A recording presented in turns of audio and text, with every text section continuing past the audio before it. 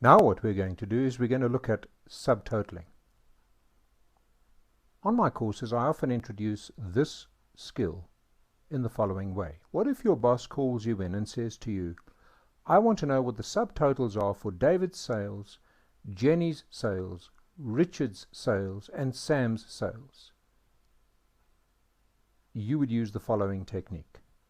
But here's the most important thing. Before you subtotal, you have to sort the column that you want to subtotal. Let me turn filter off. So before you subtotal, you sort that column first. So let's go to Home Ribbon and sort A to Z. There we go. That's crucial, because if you don't do that, the subtotal means nothing. So let's go here to Sort and Filter, and notice that what we've done is we've used the short sort in order to sort that particular column. But if you wanted to subtotal it, you would have to go to the Data ribbon, and you would have to go to Outline over here. If you have a tighter resolution, it will have Subtotal as a separate icon.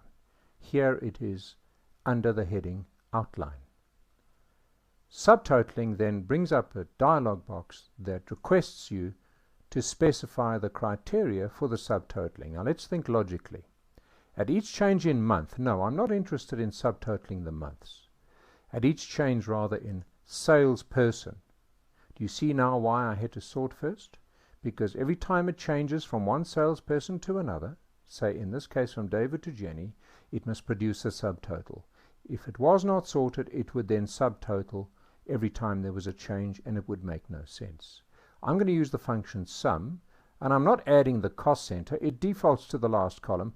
I'm not adding the cost center. No, I'm going to add the sales. I want to know how much money they've made. Click on OK, and there we have the subtotal. Notice what it's also done is it's provided you a group and outline, which is why, by the way, it was under the heading outline.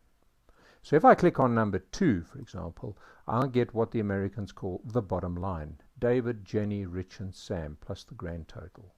If I click on number 3, I get every detail. If I click on number 1, then what happens is I get the bottom line. And the bottom line is simply this: the grand total at the bottom.